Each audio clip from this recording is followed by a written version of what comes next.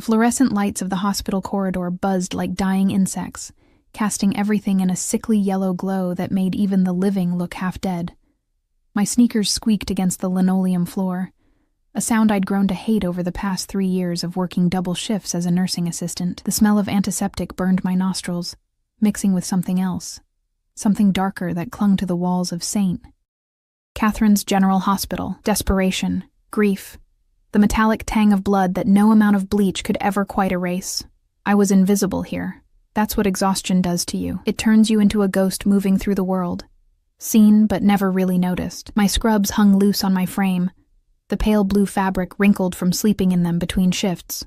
I couldn't remember the last time I'd eaten a proper meal, or slept more than 4 hours, or felt anything other than the bone-deep weariness that had become my constant companion. "Maya, room 304 needs fresh linens," barked Nurse Patterson, not even looking up from her clipboard. She never looked at me. Nobody did. "Yes, ma'am."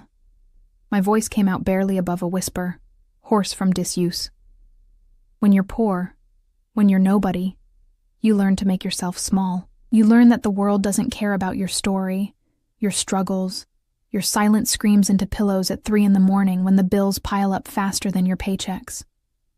I pushed my cart toward the storage room at the end of the hall, my mind already counting, always counting. Rent was due in 5 days. The electricity bill sat unopened in my locker. My mother's medication cost more than I made in a week, and the pharmacy had started giving me those looks, the ones that said, "We know you can't afford this." The storage room door was heavy, old wood that groaned when I pushed it open. Inside, the air was cooler, mustier. Shelves lined the walls, stacked with linens, supplies, things that kept the hospital running. I reached for a stack of sheets when I heard it.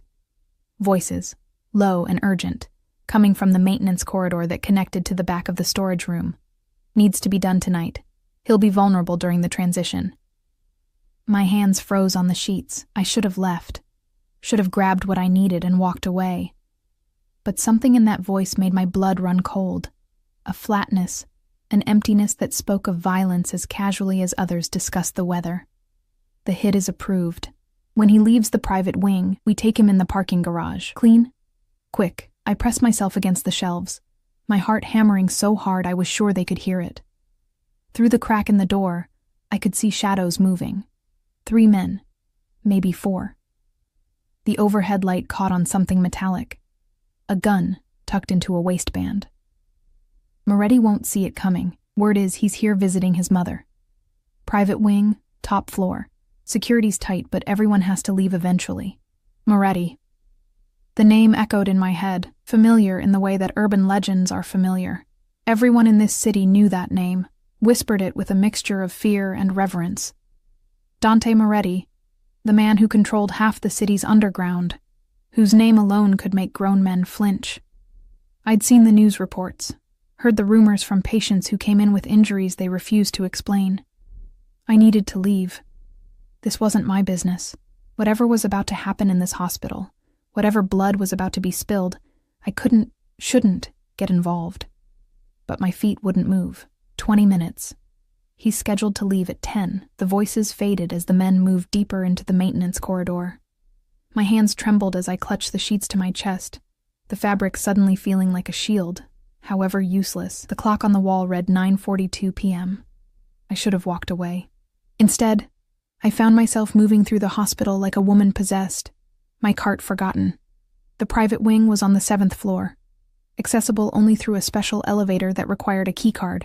But I'd worked here long enough to know the service stairs, the back ways that maintenance used, the paths that the invisible people took. My legs burned as I climbed the stairs, 2 at a time. I didn't know what I was doing, didn't know what I could possibly do. Warn him? A man like Dante Moretti probably had enemies lining up to kill him. Why would he listen to some nobody nursing assistant? But I kept climbing. The 7th floor was different, quieter. The walls were painted a soft cream instead of institutional white. The floors were carpeted. This was where the wealthy came to suffer in comfort, where privacy cost more per night than I made in a month. I pushed through the stairwell door, my breath coming in short gasps. A nurse at the station looked up, her expression changing from bored to suspicious in an instant. "You can't be up here." This floor requires— I need to deliver supplies, I lied, gesturing vaguely behind me. They called down for extra— We didn't call for anything. She stood, reaching for the phone. I'm going to have to ask you to— A door opened down the hall, and the world shifted. He emerged like a shadow made solid. All sharp angles and controlled power. Dante Moretti was taller than I'd imagined, dressed in a black suit that probably cost more than my entire year's salary. But it wasn't the clothes that made my breath catch. It was the way he moved, like a predator who knew exactly how dangerous he was and didn't need to prove it. 2 men flanked him, broad-shouldered and alert, their eyes constantly scanning. Bodyguards, of course, but it was him I couldn't look away from. Dark hair, slightly disheveled as if he'd been running his hands through it. A face that would have been handsome if it weren't so hard, all sharp cheekbones and a jaw that looked like it had been carved from marble. And his eyes— God, his eyes, dark and penetrating. The kind of eyes that saw everything, missed nothing. He walked past me without a glance, talking quietly into his phone in Italian. His cologne reached me, expensive, woody, with an undertone of something darker, dangerous. He smelled like power and money and violence wrapped in silk. They were heading toward the elevator, toward the parking garage, toward death. My body moved before my mind caught up. I dropped the sheets I was still somehow clutching and ran, not gracefully, not with any plan, just ran. Sir, Mr. Moretti. The bodyguards reacted instantly, hands moving inside their jackets, bodies shifting to block their boss, but I kept coming, propelled by something I couldn't name.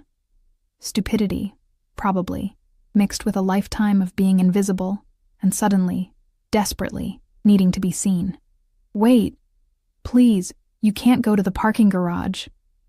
One of the bodyguards caught me, his hand like an iron band around my arm. Pain shot through my shoulder as he yanked me back. Sir, should I— Let her go. His voice was quiet, accented, but it carried absolute authority.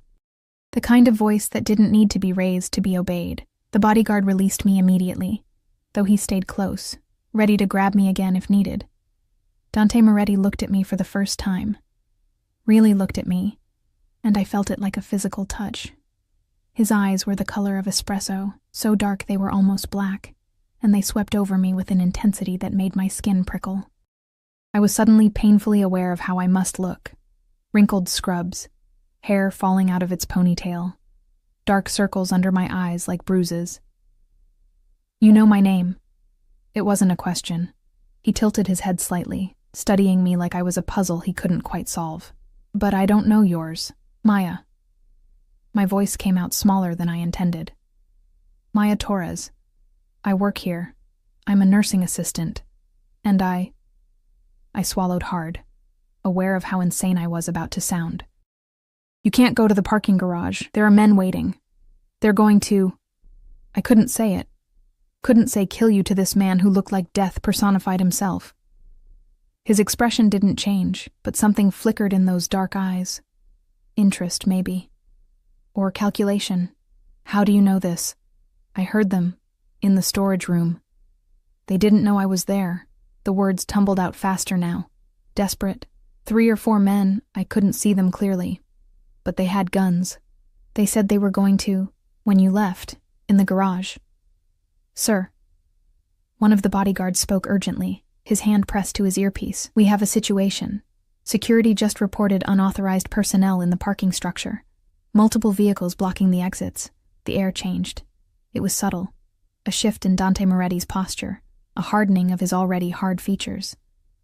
But suddenly, the danger that had always been implicit in him became explicit, rolling off him in waves. Get my mother moved to the safe house. Now. He spoke into his phone in rapid Italian, his eyes never leaving my face, and find out how they knew I was here. The elevator dinged. Everything happened in slow motion, and too fast at once. The doors opened and I saw them, the same shadows I'd seen in the corridor, emerging with weapons drawn. The nurse at the station screamed, the bodyguards moved, reaching for their guns. But I moved faster. I don't know what possessed me, don't know where the courage or stupidity came from, but I lunged forward, grabbed Dante Moretti's arm, and yanked him back through the door he'd just emerged from, into the private room, away from the line of fire. He came, surprisingly, either from shock or because he chose to. And then we were in the room, his mother's room, I realized distantly, and I was pushing him behind the hospital bed, my hands shaking as I pressed him down. The smell hit me before I understood what I was doing.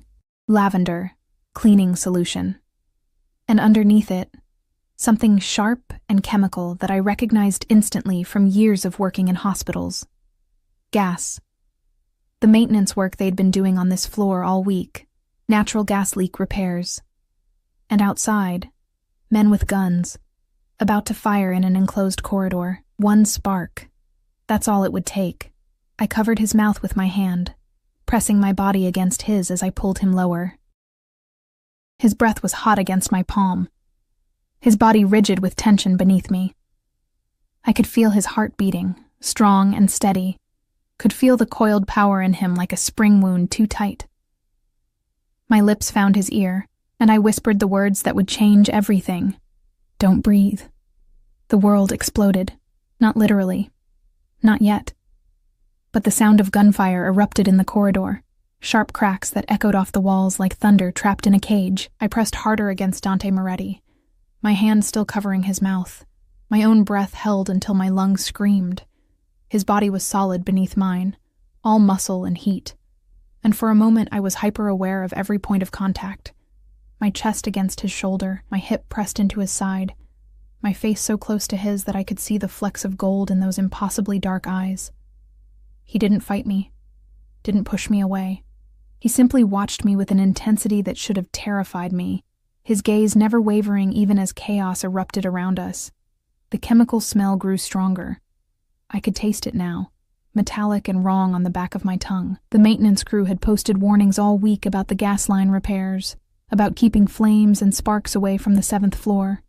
And now there were men with guns, firing in an enclosed space, each muzzle flash a potential ignition source. Gas leak. I breathed against his ear.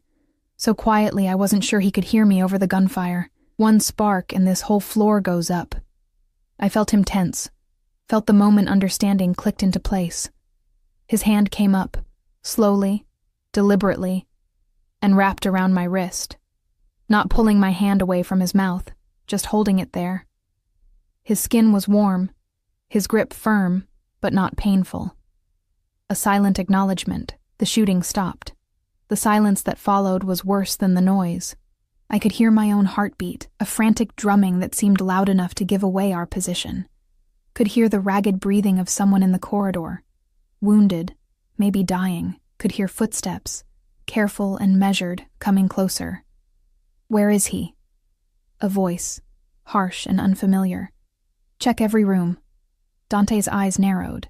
His free hand moved with practiced efficiency, reaching inside his jacket to pull out a gun, matte black, deadly efficient. He moved to rise, to step out and face whatever was coming, but I pressed down harder, shaking my head frantically. He frowned, and I saw the war play out across his features. This was a man who faced danger head-on, who probably hadn't hidden from anything in his entire life. Asking him to stay down, to let others fight his battles, went against every instinct he had. But the gas was still leaking. I could see the barely visible haze in the air near the ventilation grate. Could smell it getting stronger. Any confrontation, any gunfire in this hallway, would be suicide. Please, I mouthed, though no sound came out. The door handle turned. I did the only thing I could think of. I grabbed the heavy blanket from the hospital bed and threw it over both of us, pulling Dante down to the floor completely, tucking us into the narrow space between the bed and the wall. In the darkness beneath the blanket, pressed impossibly close to him, I could feel every breath he took, every subtle shift of his body. His cologne filled my senses, cedar and bergamot, with an undertone of gunpowder. Expensive and dangerous, just like him. His arm came around my waist, pulling me tighter against him, and I realized he was positioning himself between me and the door. Even now, even hiding, he was trying to protect me. The door opened fully. Footsteps entered the room. One person, maybe two. I could see the shadows moving across the floor through the tiny gap at the bottom of the blanket. Heavy boots, military style. Clear. The voice was disappointed. He's not here. Check the bathroom. Another voice. Younger, nervous, more footsteps. The sound of the bathroom door opening, closing. A pause that stretched for eternities. Nothing. Let's move. But they didn't leave. Not immediately. One of them moved closer to the bed, close enough that I could see his boots. Black tactical style, expensive. He was standing right next to us, so close that if he looked down, if he noticed the blanket on the floor instead of the bed. Dante's hand tightened on my waist. Not in fear. I didn't think this man knew how to be afraid, but in preparation. Ready to move, to fight, to kill if necessary. I could feel the coiled tension in him, like a snake about to strike. The boots turned away. The footsteps retreated. The door closed. We stayed frozen for another 30 seconds, maybe a full minute. My lungs were burning now, desperate for air, but I was afraid to breathe too deeply, afraid to move, afraid that any sound might bring them back. Finally, slowly, Dante pulled the blanket back. His eyes met mine in the dim light filtering through the window, and something passed between us, an understanding, a connection forged in shared danger. His hand was still on my waist, my hand still resting against his chest where I'd pressed it when we dove to the floor. I could feel his heart beating, steady and strong. "The gas," he said quietly, his accent more pronounced in the whisper. "How long?" "I don't know. They've been working on repairs all week. Could be minutes before it dissipates. Could be hours." He nodded once, processing. Then, with surprising gentleness, he helped me sit up, his hands steadying me when my legs shook. We stayed on the floor, backs against the wall, hidden by the hospital bed. "You saved my life." He said it as a statement, not a question, his dark eyes searching my face. "Why?" How could I explain? I didn't understand it myself. I couldn't just let them kill you. You don't know me. You don't know what I've done, who I am, what I'm capable of. His voice was soft, almost hypnotic. "For all you know, I deserve to die. Nobody deserves to be ambushed in a hospital." The words came out stronger than I felt. "Your mother is here. You came to see your mother. That doesn't deserve—" I couldn't finish. The adrenaline was wearing off, and my body was starting to shake in earnest now. Reaction setting in, my hands trembled, my breath coming in short gasps that had nothing to do with the gas in the air. "Hey." His hand cupped my chin, tilting my face up to look at him. "Breathe. Slowly. You're in shock." "I'm fine." But I wasn't. I was very much not fine. I'd just witnessed an assassination attempt, had hidden from armed men, had probably inhaled toxic fumes, and was now sitting on the floor of a hospital room with one of the most dangerous men in the city. "Your name is Maya." He said it like he was testing the weight of it. "Maya Torres. You work here as a nursing assistant." I nodded, not trusting my voice. "And you heard these men planning to kill me, and instead of running, instead of saving yourself, you came to warn me." His thumb brushed across my cheekbone, a gesture so gentle it seemed at odds with everything I knew about him. Foolish. Incredibly foolish. Probably, I managed. But brave. His eyes held mine. "When the shooting started, you pushed me out of the line of fire. Covered my mouth so I wouldn't breathe in the gas. Risked your own life to save mine." He paused. "Why?" "I told you." "No." His voice was firm now. "The truth. Why would a woman who looks half dead from exhaustion, who clearly has her own problems, risk everything for a stranger?" The truth. The truth was, I didn't know. The truth was that in that moment, when I'd seen him walking toward his death, something in me had broken, or maybe not broken, maybe awakened. Maybe after years of being invisible, of being nobody, of letting the world grind me down into dust, I'd finally seen a chance to matter, to do something that mattered. "Because I'm tired of being invisible," I whispered, "because for once, just once, I wanted to be someone who did something that mattered." His expression shifted, something almost like recognition flickering in those dark eyes. Like he understood somehow. Like maybe he too knew what it was like to be invisible, even if in a different way. "Well," Maya Torres. He stood in one fluid motion, pulling me up with him. You are definitely not invisible anymore. He pulled out his phone, speaking rapidly in Italian. I caught fragments. Situazione contenuta, gas, settimo piano, mia madre, mother. He was arranging for his mother to be moved, for the gas to be dealt with, for security to sweep the hospital. As he talked, I noticed the blood on his sleeve for the first time. Not his blood. One of his bodyguards, probably. The reality of what had just happened crashed over me like a wave. People had died in that corridor, maybe people I knew, co-workers, patients, because of this man, because of the world he inhabited. I need to go, I said suddenly. I need to check on. There might be casualties. I need to. You're not going anywhere. He ended his call, his attention snapping back to me with laser focus. Those men are still in the hospital. You think they won't question how I disappeared? You think they won't look for anyone who helped me? My stomach dropped. But I'm nobody. I'm just... You stopped being nobody the moment you saved my life. He moved closer, crowding into my space. Not threatening exactly, but overwhelming. They will find you, Maya. They will hurt you to get to me. They will torture you for information. And then they will kill you. The room tilted slightly. I can't. I have to work. My mother needs... I have bills. Your bills will be paid. He said it like it was already decided. Your mother will have the best care, and you... His hand caught my chin again, forcing me to look at him. You will come with me. You will be under my protection. It's not a request. You can't just... I can. Those two words held absolute certainty. And I will, because whether you like it or not, you're involved now. You're in my world now, and in my world, debts are paid. I don't want anything from you. My voice came out smaller than I intended. I just wanted... I know what you wanted. His thumb traced my lower lip, a touch that sent electricity racing down my spine. You wanted to matter. Congratulations, Maya. You matter very much now. The door burst open. Dante moved instantly, putting himself between me and the door, his gun raised. But it was his men. More bodyguards, these ones unfamiliar to me, dressed in tactical gear. Sir, the area is secure. We have vehicles waiting in the underground loading dock. Your mother is already en route to the safe house. The man's eyes flicked to me, then back to his boss. What about the girl? She comes with us. Dante's voice brooked no argument. Prepare a room at the estate. Full security detail. No one gets near her without my authorization. Sir, if I may, bringing an outsider to the estate. She's not an outsider. Dante holstered his gun, his hand finding the small of my back.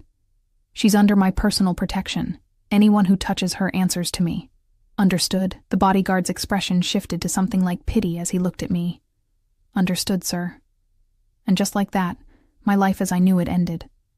Dante guided me toward the door, his hand never leaving my back. In the corridor, I could see the aftermath. Bullet holes in the walls, blood on the floor, overturned equipment. But no bodies. His men had already cleaned up, efficient and thorough. My things, I said weakly. My locker, will be collected. He didn't slow down. Anything you need will be provided. But my mother is being moved to a private facility as we speak. The best neurological care in the state. She'll have round-the-clock nursing, any medication she needs, any treatment available. He glanced at me. She'll be safe, Maya. I protect what's mine. What's mine? The words echoed in my head as he led me through corridors I'd never seen before.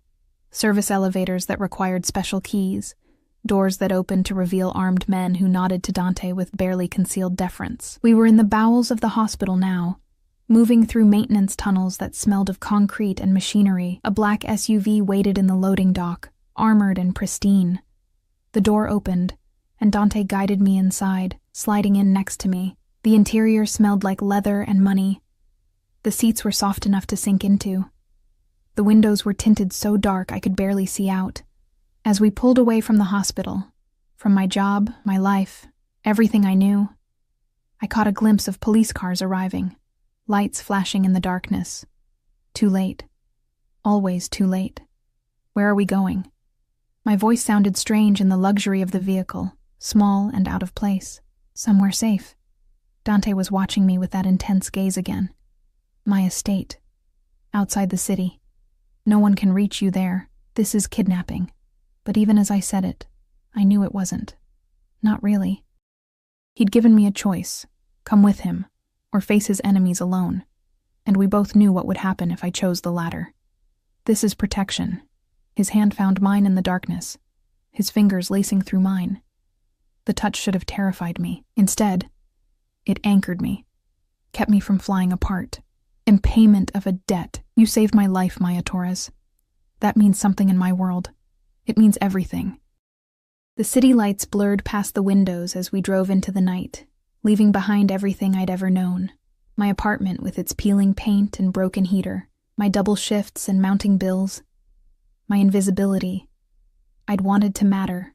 Now I mattered to the most dangerous man in the city. I just wasn't sure if that was salvation or damnation. The estate rose from the darkness like something out of a Gothic novel, all stone and iron, surrounded by walls high enough to keep out an army. Guards patrolled the perimeter, their silhouettes sharp against the security lights. As our SUV passed through the gates, I caught glimpses of manicured lawns, fountains, gardens that probably cost more to maintain than I'd earn in a lifetime. This wasn't just wealth. This was power made manifest in marble and steel. The vehicle stopped in front of massive wooden doors that looked like they belonged to a medieval fortress. Dante exited first, then offered me his hand. I hesitated. Taking that hand felt like accepting something I didn't fully understand, crossing a threshold I could never uncross. But what choice did I have? His fingers closed around mine, warm and certain, and he pulled me from the car with surprising gentleness. Up close, in the light spilling from the house, I could see the tension in his jaw, the tightness around his eyes. The assassination attempt had affected him more than he let on. "Welcome to my home," he said, though his tone suggested this was anything but a welcoming.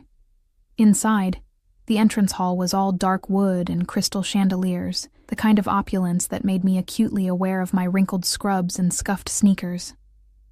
A woman appeared, older, dressed in a crisp black uniform, her gray hair pulled back in a severe bun. "Signor Moretti." She nodded respectfully, her eyes sliding to me with barely concealed curiosity. "Your mother arrived safely. She's resting in the East Wing. Dr. Castellano is with her." "Good." Dante's hand remained on the small of my back, a constant presence. "Mrs. Chen, this is Maya Torres. She'll be staying with us. Prepare the blue room, the one adjacent to my suite." Mrs. Chen's eyebrows rose fractionally. "The blue room, sir? But that's... I'm aware." His tone left no room for discussion. "She's to have access to anything she needs. Clothes, toiletries, food. Whatever she asks for." He paused. "And she's under my personal protection. Everyone on staff is to be informed." "Of course, sir." Mrs. Chen's expression shifted to something almost sympathetic as she looked at me. "If you'll follow me, Miss Torres." "Go," Dante said softly, releasing me. "Clean up, rest. We'll talk in the morning." But as Mrs. Chen led me up a sweeping staircase, I heard him speaking in rapid Italian to someone, his voice hard, angry, demanding answers about how the attack had been planned, who had betrayed him, how they'd known he would be at the hospital. The blue room was absurd. There was no other word for it. The bed was larger than my entire apartment bedroom, draped in silk that probably cost more than my monthly rent. Floor-to-ceiling windows looked out over the grounds, though heavy curtains could be drawn for privacy. A bathroom attached, all marble and gold fixtures, with a tub deep enough to swim in. "There are clothes in the closet," Mrs. Chen said, her accent British, precise. "They should fit reasonably well. Mr. Moretti had them delivered while we were traveling." At my shocked expression, she smiled slightly. "He's very thorough. Dinner can be sent up if you're hungry, or you can join the household in the morning for breakfast." "I don't understand." The words burst out before I could stop them. "Why is he doing this? I'm nobody. I'm just..." "You saved his life, Mrs." Chen's expression softened. "In Mr. Moretti's world, that's everything. Loyalty, Sacrifice. These are currencies more valuable than gold. She moved toward the door, then paused. A word of advice, Miss Torres. Don't try to leave. The guards have orders to keep you safe, which means keeping you here, for your own protection. She left me alone in the absurd luxury of the blue room, and the reality of my situation crashed over me like a wave. I was a prisoner. A gilded, pampered prisoner, but a prisoner nonetheless. My hands shook as I peeled off my scrubs, as I stepped into a shower that had more settings than my car had. The hot water should have been relaxing, but I couldn't stop replaying the night, the gunfire, the blood. Dante's body pressed against mine in the darkness, his hand over mine, his breath against my neck. Don't breathe. Those 2 words had saved us both. But at what cost? I found clothes in the closet, designer labels I recognized from magazine ads, in exactly my size. Soft cashmere, silk blouses, jeans that fit like they'd been made for me, because they probably had been. In the space of a few hours, Dante had researched me, measured me, provided for me. The thought should have terrified me. Instead, it made me feel seen in a way I hadn't been seen in years. I couldn't sleep. The bed was too soft, the room too quiet, my mind too loud. Around 3 a.m, I gave up and wandered to the windows, pulling back the curtains to look out over the grounds. Security lights illuminated the gardens, and I could see guards making their rounds, their vigilance never wavering. A knock at the door made me jump. "Come in," I called, expecting Mrs. Chen or perhaps a maid. Instead, Dante entered, still dressed in his suit, though he'd lost the jacket. His shirt was partially unbuttoned, revealing a glimpse of tanned skin and what looked like scars. Old ones, silver against his olive complexion. He carried 2 glasses and a bottle of what was probably very expensive whiskey. "You should be sleeping," he said, closing the door behind him. "So should you." A slight smile touched his lips, the first genuine expression I'd seen from him. "Touché." He moved to the sitting area by the window, pouring 2 glasses. "Join me?" I should have said no. Should have maintained some distance, some boundary between captor and captive. But I was tired of should-haves, tired of always doing what was expected. I sat across from him, accepting the glass. The whiskey burned going down, warming me from the inside out. "I spoke with the hospital," he said, his eyes on the amber liquid in his glass. 3 of my men died tonight, 2 of theirs. The gas leak was reported and contained before it could ignite. He looked up at me. "If you hadn't warned me about the gas, hadn't made me take cover, that entire floor would have exploded. Everyone on it would have died, including my mother." The weight of those words settled between us. "I'm sorry about your men," I said quietly. They knew the risks, but his jaw tightened. They were good men. Loyal. They died protecting me. And the men who attacked, who were they? Rivals. The Volkov family, most likely. They've been making moves on my territory for months. His expression darkened. Someone told them I would be at the hospital tonight. Someone close to me. And when I find out who... He didn't finish, but he didn't need to. I could imagine what would happen to whoever had betrayed him. "Your mother," I said, changing the subject. "How is she?" Something shifted in his expression. A vulnerability I hadn't expected. Alzheimer's, advanced stage. Some days she knows me. Some days she thinks I'm my father. He took a long drink. "She's all I have left. My father died when I was 20. My brother." He stopped abruptly. "You don't have to tell me," I said softly. "No, I don't." But after a moment he continued. "My brother, Marco, died 3 years ago. Betrayed by someone he trusted. Killed in front of me. I couldn't..." His hand tightened on the glass. I couldn't save him. The pain in his voice was raw, real. This wasn't the dangerous mob boss, the man who commanded fear and respect in equal measure. This was just a man, grieving losses he couldn't prevent, protecting the one family member he had left. "I'm sorry," I whispered. His eyes met mine, intense and searching. "You understand loss. I can see it in you, in the way you carry yourself, like you're afraid to take up too much space in the world. My father left when I was 12, I heard myself saying, though I never talked about this. Never. My mother developed early-onset dementia 2 years later. I've been taking care of her ever since, working multiple jobs, trying to afford her medications, her care. I laughed bitterly. I've been invisible for so long. I forgot what it felt like to be seen. You're seen now. He leaned forward, elbows on his knees, closing the distance between us. Maybe too seen. Everyone in my organization will know about you by morning. The woman who saved Dante Moretti's life. They'll want to know who you are, what you mean to me, whether you're a weakness they can exploit. And am I? The question came out barely above a whisper. A weakness? His hand reached out, cupping my face with a gentleness that contradicted everything I knew about him. His thumb traced my cheekbone, the same gesture from the hospital, and I found myself leaning into the touch despite every logical instinct screaming at me to pull away. I don't know yet, he said honestly. But I know that I can't let anything happen to you. You put yourself in danger for me, a stranger, a monster by most people's definition, that kind of loyalty, that kind of courage. His voice dropped lower. It's rare. Precious. And in my world, precious things must be protected at all costs. I'm not precious. But even as I said it, his touch made me feel like maybe I could be. Maybe in his eyes, I already was.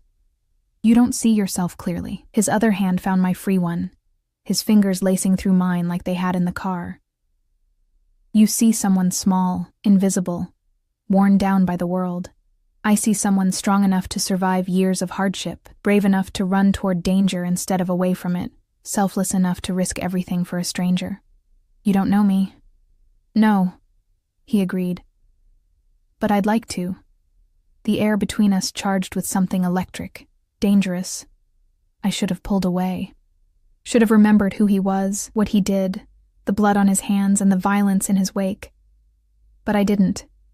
Instead, I found myself asking, what happens now? Tomorrow, next week, what happens to me? Tomorrow, you rest. You eat. You let yourself be taken care of for once in your goddamn life. His intensity never wavered. Next week, we figure out who betrayed me and we eliminate the threat. And you stay here, under my protection, until it's safe. And if it's never safe? His smile was dark, almost predatory.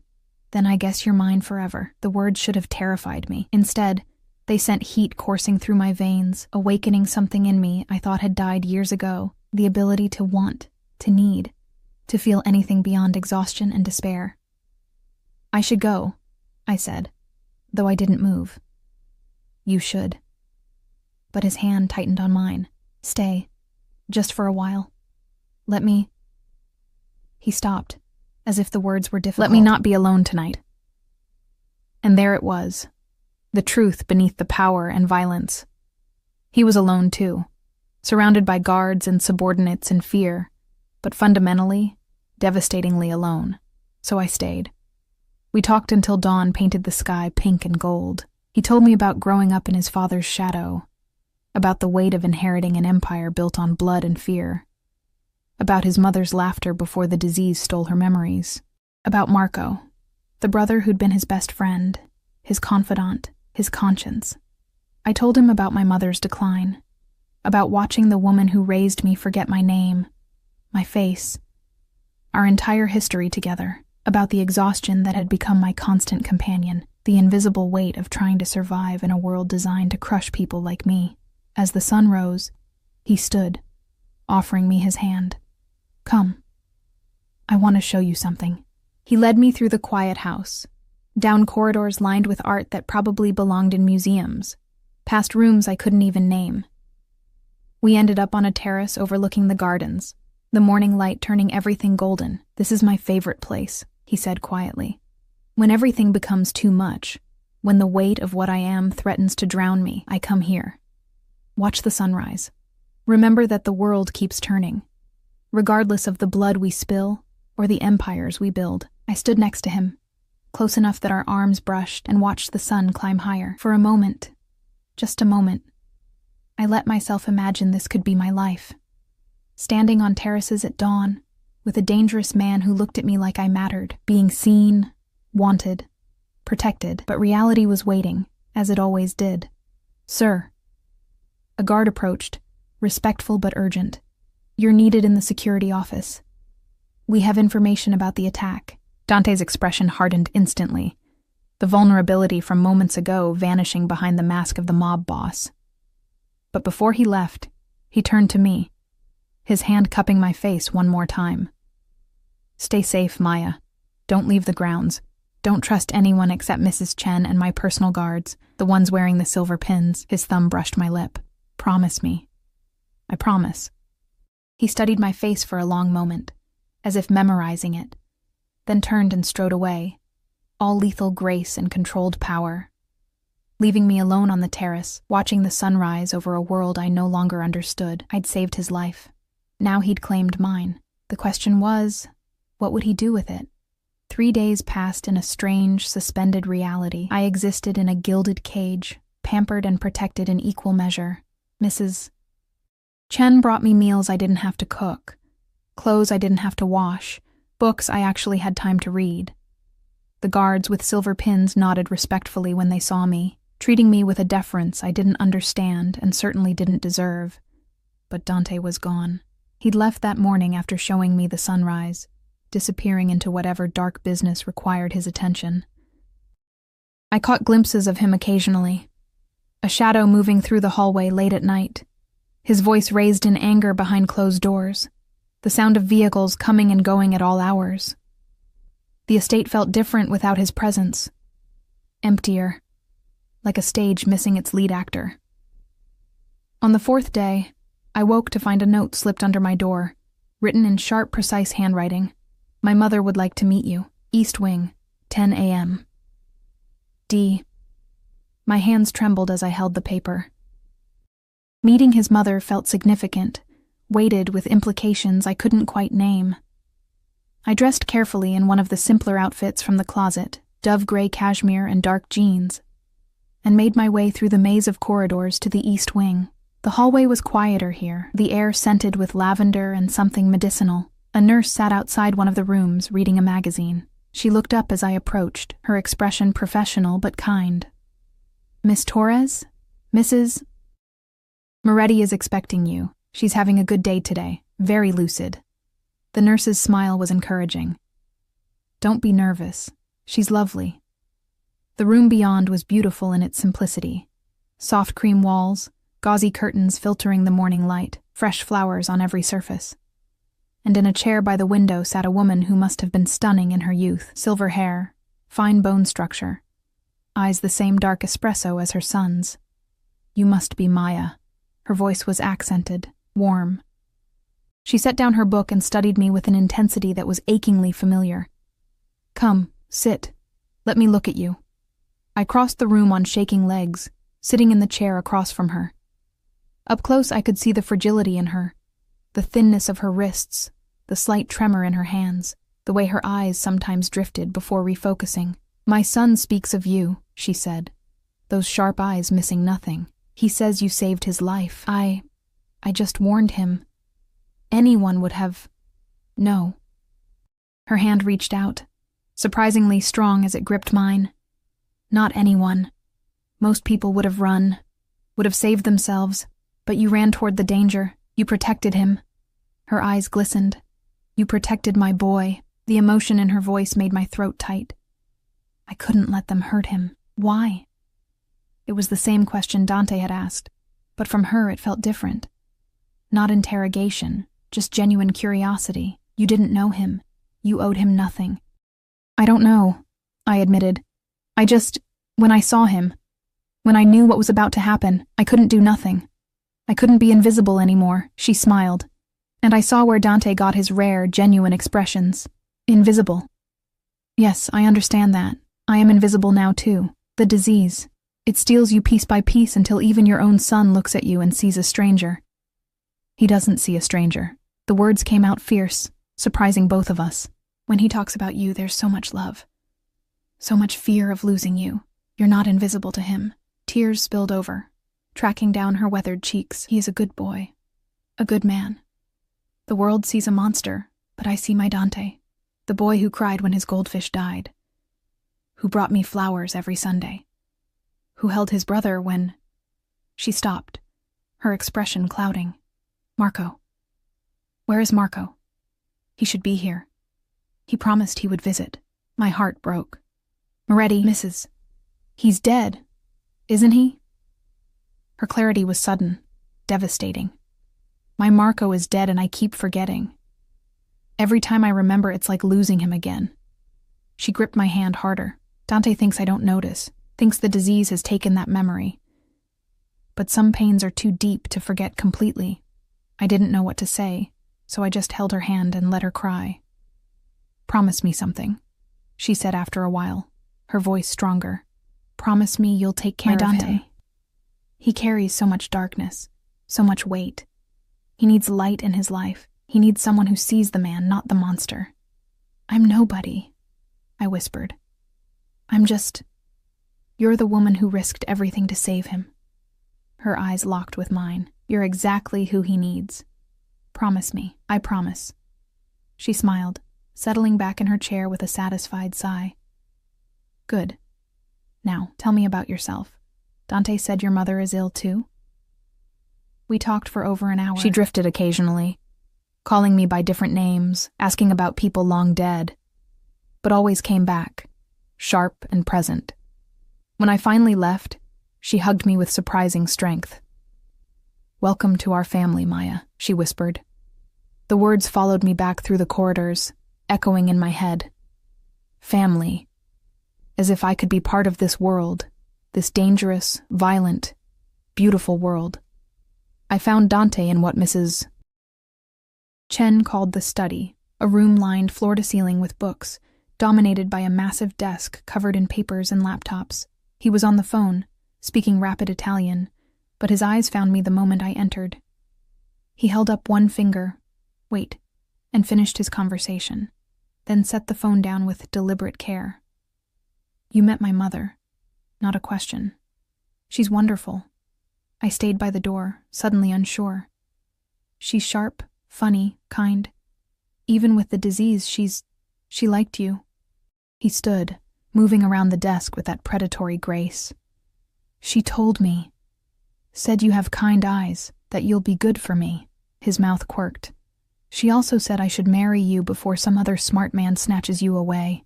Heat flooded my face. She's ill. She knows exactly what she's saying. He stopped in front of me, close enough that I had to tilt my head back to meet his eyes. My mother has always been an excellent judge of character. If she likes you, it means something. Dante. His name felt strange on my tongue, intimate. What am I doing here? Really? It's been 4 days and I still don't understand. I told you, you're under my protection, but for how long? Forever? Until your enemies are dealt with? Until you decide I'm not worth the trouble? The questions burst out, driven by 4 days of uncertainty. I can't just exist in limbo. I need to know. His hand caught my chin, tilting my face up. You want the truth? Yes. The truth is, I don't know what you are to me yet. His thumb traced my lower lip, sending electricity down my spine. Protection, yes. A debt to be repaid, absolutely. But there's something else. Something that's been growing since you covered my mouth in that hospital room and whispered for me not to breathe. My heart hammered against my ribs. What? Obsession. The word was stark, honest. You've gotten under my skin, Maya Torres. Into my head. I think about you constantly, whether you're safe, whether you're happy, whether you'll run the first chance you get. His grip tightened fractionally. I want you to stay. Not because you're in danger, not because I owe you, but because I want you here, in my house, in my life. That's not... You can't just... I can. His face moved closer, his breath ghosting across my lips. I'm Dante Moretti. I take what I want and I protect what's mine. And I want you, Maya. I want you so badly it's driving me insane. This is crazy. But I didn't pull away. Couldn't pull away. We barely know each other. Then let's fix that. His hands framed my face, forcing me to hold his gaze. Stay. Not as a prisoner. Not as someone under protection. Stay because you want to. Stay and let me show you what it's like to be seen, wanted, treasured. Stay and let me give you everything you've been denied your entire life. And what do you get? My voice came out breathless. His smile was dark, possessive. You. He kissed me then, and the world exploded into sensation. His lips were demanding, claiming, but somehow gentle at the same time. His hands tangled in my hair, angling my head to deepen the kiss, and I found myself responding with a hunger I didn't know I possessed. This was insane, reckless, dangerous in ways that had nothing to do with bullets or enemies. But God, I wanted it. When he finally pulled back, we were both breathing hard. His eyes were nearly black with desire, his usual control fraying at the edges. "Stay," he said again, his voice rough. "Say you'll stay." The door burst open. A man entered, tall, scarred, with cold eyes that assessed me in an instant. "Sir, we have a problem. The Volkovs know about the girl. They're asking questions, making threats." Dante's expression shifted instantly, all heat replaced by ice. "How?" "Someone leaked photos from the hospital. Her face is all over their networks." The man's jaw tightened. "They're offering money for information about her. Where she is, who she is to you." My blood ran cold. "What does that mean?" Dante turned to me, and for the first time since I'd met him, I saw real fear in his eyes. Not for himself. For me, it means they know you matter to me. His hands gripped my shoulders. "It means they'll use you to get to me. They'll take you, hurt you, kill you to prove a point." "But I'm nobody." "You're not nobody." His voice cracked with intensity. He stopped, visibly wrestling with control. "You're important, to me, and that makes you a target." The scarred man cleared his throat. "Sir, recommendations?" "Lock down the estate. Double the guards on her detail. No one gets in or out without my personal authorization." Dante's hand slid down to grip mine. "And prepare the panic room. If they breach the walls, that's where she goes." "Understood." The man left, and suddenly we were alone again. The moment from before shattered. "This is my fault," I said numbly. "If I hadn't saved you, if I'd just minded my own business, if you hadn't saved me, I'd be dead." His forehead pressed against mine. "Don't regret it. Please don't regret it." "I don't." And surprisingly, I meant it. "But I don't want to be the reason more people die. I don't want to be a weakness that destroys you." "You're not a weakness." His hands cupped my face again. He seemed to struggle with the words. "You're the first thing in years that's made me feel human. That's made me want something other than revenge and blood and power." "Dante, I know this is too much, too fast. I know I'm asking for things I have no right to ask for." His eyes searched mine, desperate. "But stay. Please. Stay and let me keep you safe. Stay and—" His voice dropped to barely a whisper. "Stay because maybe, just maybe, I should have said something good in all this darkness. Should have demanded he let me go. Let me return to my small, invisible life where no one wanted to kill me for existing. But I didn't." "Okay," I whispered. "I'll stay." His kiss was different this time, softer, slower, full of something that felt dangerously close to tenderness. When he pulled back, his smile was genuine, lighting up his face in a way that stole my breath. "Thank you," he said simply. Over the next week, I learned what it meant to live in Dante Moretti's world. I learned that he worked constantly, managing an empire that stretched across the city and beyond. That he was ruthless in business, but loyal to those who earned it. That he visited his mother every morning, reading to her even when she didn't recognize him. I learned that his scars told stories. Knife fights, bullet wounds, a childhood marked by violence. That he spoke 4 languages fluently. That he loved opera and classical music, playing it softly in his study while he worked. I learned that his obsession with my safety bordered on paranoia. Guards followed me everywhere, even just walking through the gardens. He had my food tasted before I ate it. He installed cameras in every corridor, personally reviewing footage each night. But I also learned gentleness I hadn't expected. The way he'd find me in the library and sit quietly, reading beside me. How he'd take my hand during tense moments, grounding both of us.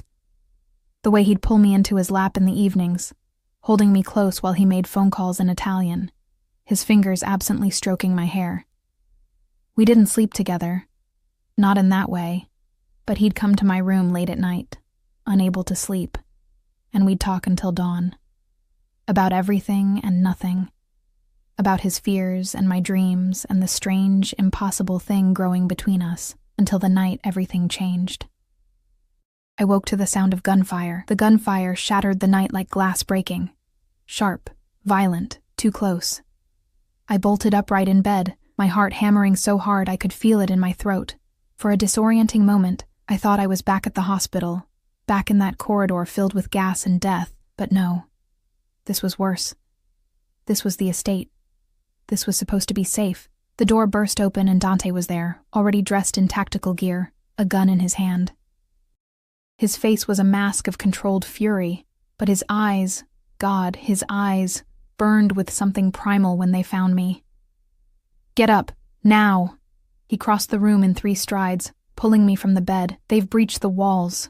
The Volkovs. They brought an army." More gunfire erupted, closer now.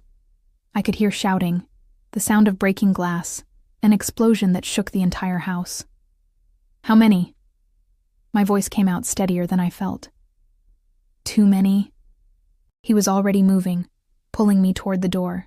"But I'm getting you out. There's a tunnel under the house, leads to a safe location 2 miles away. What about your mother?" He stopped, his jaw tightening. "She's already secured. My men have her in the south wing. There's a separate exit. She'll be safe. And you?" I grabbed his arm, forcing him to look at me. "What about you?" "I'm ending this." His expression was lethal. "The Volkovs want war, I'll give them war.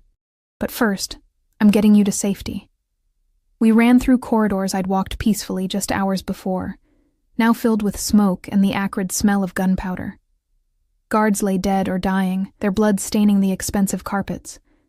I tried not to look, tried not to think about the fact that these men were dying to protect me, to protect Dante's obsession with keeping me safe. We reached his study, and he moved immediately to the bookshelf, pressing something that made it swing open to reveal a hidden passage. The tunnel beyond was narrow, concrete, lit by emergency lights that cast everything in harsh red. "Go."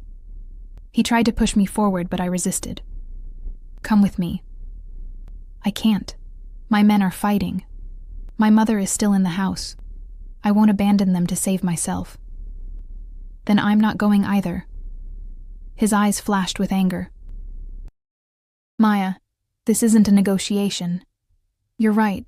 It's not." I planted my feet, meeting his fury with my own. "You told me I matter to you, that I'm important. Well, you matter to me too, Dante. And I'm not running while you stay here and die. If you stay, you'll be captured. Tortured. They'll use you against me, make me watch while He couldn't finish, his control cracking. "I can't let that happen. I won't." "Then we fight together." I grabbed his face, forcing him to look at me. "You said I was brave. Prove you meant it. Let me be brave now." For a moment, I saw the war raging behind his eyes. The need to protect me versus the knowledge that I was right, that sending me away alone might be just as dangerous. The tunnel could be compromised. His enemies could be waiting at the other end. An explosion rocked the house closer than before. Debris rained from the ceiling. Fuck. He made his decision in an instant, pulling me back toward the study. "Stay behind me. Always behind me. If I tell you to run, you run. Understood?" "Understood." He handed me a gun, smaller than his, but deadly all the same. "Do you know how to use this? Point and shoot?" His laugh was harsh, almost desperate. "Close enough. Safety's off. Don't hesitate. These men won't." We moved back through the house, but differently now. Dante in full combat mode, every movement precise and lethal. He communicated with his men through an earpiece, coordinating defenses, calling for backup, assessing threats. The main hall had become a war zone, bodies everywhere. His men, their men, impossible to tell who was winning. Dante moved through it like a force of nature, his gun barking with deadly accuracy. Each shot found its target, each movement was calculated. I stayed behind him, my own gun raised, trying not to think about the fact that I might have to actually use it. Then I saw him, a man in black tactical gear, raising his weapon toward Dante's back. Dante didn't see him, focused on threats ahead. I didn't think, just moved. The gun kicked in my hand, the sound deafening in the enclosed space. The man went down, blood blooming across his chest. I'd shot him. I'd killed someone. Dante whipped around, saw the body, saw me standing there with the smoking gun. Something changed in his expression. Pride mixed with horror. "Good shot," he said quietly. Then louder. "Stay close." We fought our way to the east wing where his mother was supposed to be secured, but when we burst through the doors, my heart stopped. The room was destroyed. Guards dead. And his mother. Gone. No. The word was torn from Dante, raw and broken. "No, no, no." His earpiece crackled. "Sir, we have visual on the Volkovs. They're retreating. They have a hostage." Dante's face went white. "Show me." One of his men brought up footage on a tablet. Grainy, but clear enough. The Volkovs loading someone into a vehicle. Someone small, fragile, silver-haired. His mother. The sound that came from Dante was inhuman. Rage and grief and desperation all mixed together. He spun toward me, and I saw something break in him. "This is my fault," he said, his voice hollow. "I brought you here. I made you important to me. They took her because of you, to hurt me through you." The words cut deeper than any bullet could. "Dante, they'll kill her." He was spiraling, I could see it. "They'll kill her to punish me for protecting you, because I chose you over. Then we get her back." I grabbed his face, forcing him to focus. "We get her back, Dante. Together, you hear me? We don't give up. We fight." He stared at me, and slowly, so slowly, I saw him come back from whatever dark edge he'd been teetering on. "We get her back," he repeated, his voice gaining strength. The next hours were a blur of controlled chaos. Dante's entire organization mobilized. Every contact, every informant, every resource he had went toward finding his mother. I stayed by his side through all of it, refusing to be sent away, refusing to be protected while he burned himself out trying to fix this. Finally, at dawn, they had a location. A warehouse on the docks, cliché, but effective. The Volkovs were holding her there, waiting for Dante to come. "It's a trap," his second-in-command said flatly. "They want you to come. They'll kill you both." "I know." Dante was already loading weapons. "I'm going anyway." "Then I'm coming too." I didn't give him a chance to argue. "She asked me to take care of you. I promised her.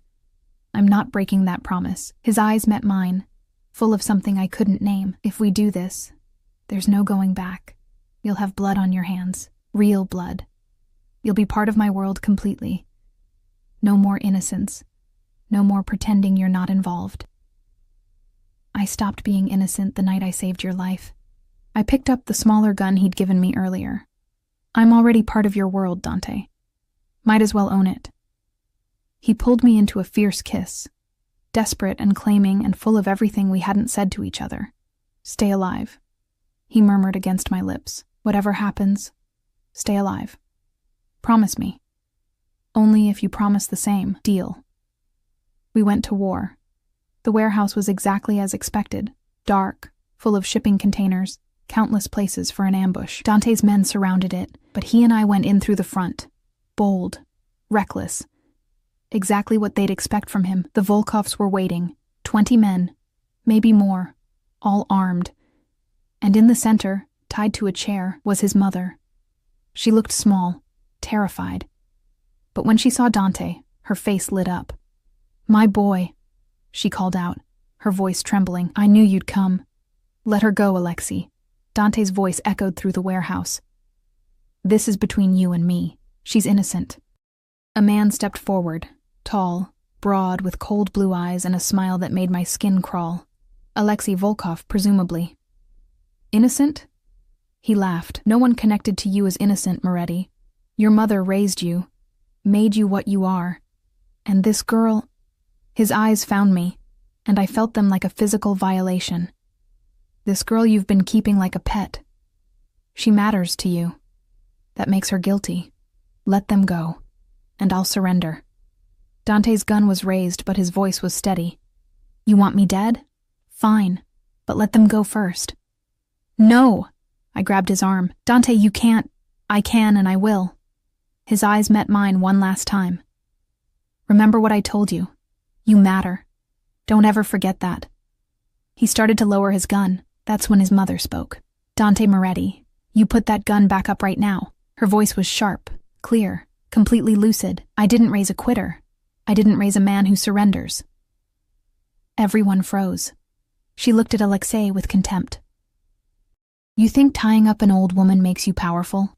You think threatening innocence makes you strong? She spat at his feet. You're nothing, just another coward hiding behind guns. Alexei's face darkened. He raised his gun toward her. Everything happened at once. Dante fired. A perfect shot that took down Alexei before he could pull the trigger. The warehouse erupted in gunfire. Dante's men burst through every entrance. I dove for cover, my own gun raised, firing at anyone who came near us.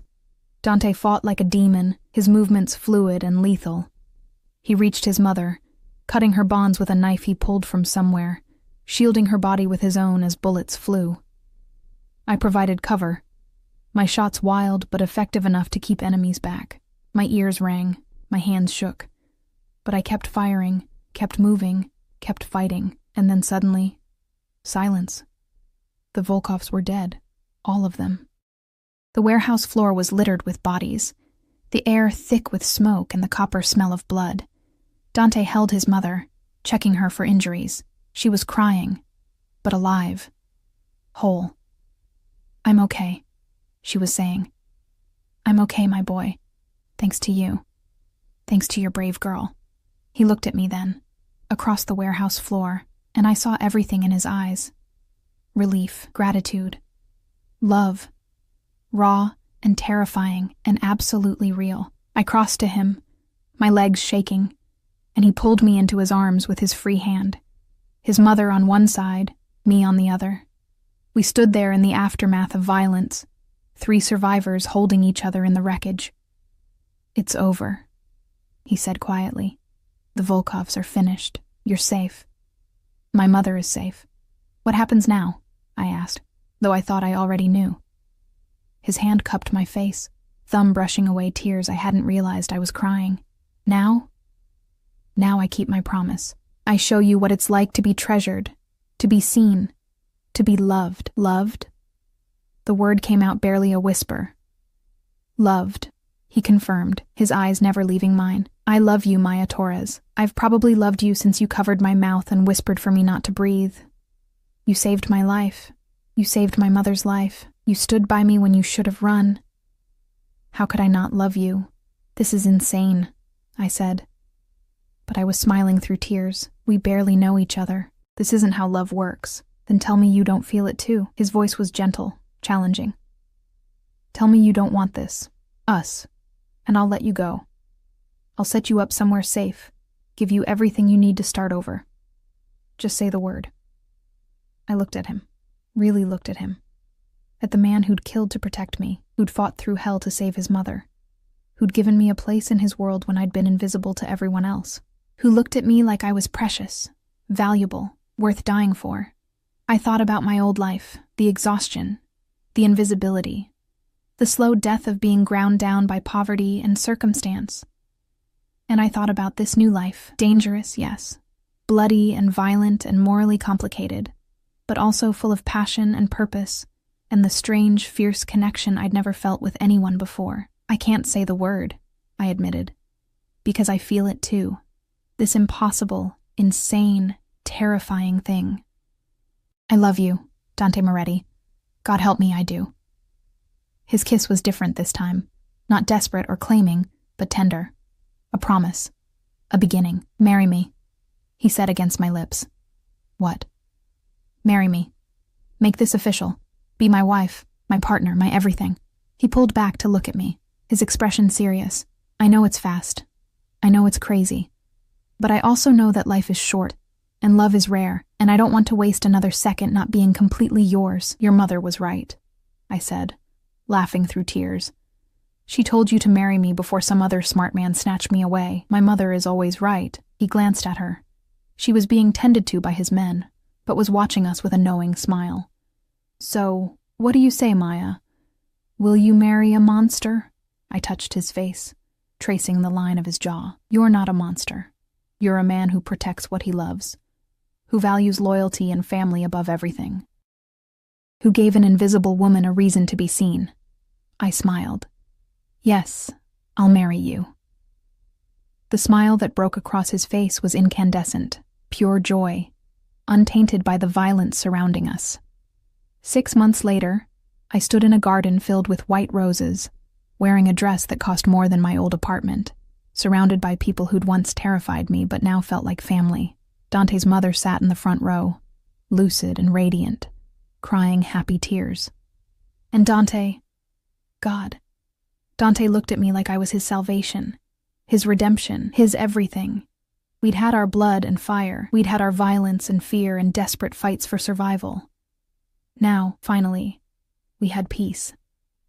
As he slipped the ring onto my finger, as he kissed me in front of everyone who mattered, I thought about the night I'd covered his mouth and whispered, "Don't breathe," about how that single moment had changed both our lives irrevocably.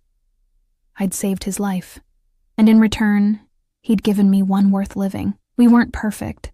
Our love was born in violence and would probably always carry that shadow, but it was ours, fierce and real and absolutely unbreakable. I was no longer invisible. I was Maya Moretti, wife of the most dangerous man in the city, protected, cherished, loved beyond measure, and I'd never been happier. Later that night, in the privacy of our bedroom, as Dante held me close and whispered promises in Italian against my skin, I thought about everything that had led us here. The hospital, the gas, the gunfire, the fear, and the fighting and the blood. "Do you regret it?" he asked softly, as if reading my mind. "Any of it?" I thought about my old life, about being nobody, invisible, ground down by the weight of just existing, about never mattering to anyone. Then I thought about this, being held by a man who'd burned the world for me, who looked at me like I was precious, who'd given me purpose and passion and a love so intense it sometimes scared me. "Not for a second," I said honestly. "You?" His arms tightened around me. "My only regret is that I didn't find you sooner, that you suffered alone for so long before fate brought you to me. Maybe we needed that," I mused. "Maybe we needed to be broken separately so we could heal together, poet." He kissed my temple, my beautiful, brave, impossible poet. We fell asleep tangled together, safe in our fortress, surrounded by guards and guns and all the trappings of his dangerous world. But none of that mattered as much as the simple fact that we had each other. I'd covered his mouth and whispered, "Don't breathe."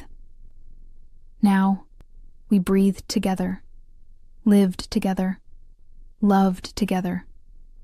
And that made everything, all the danger, all the blood,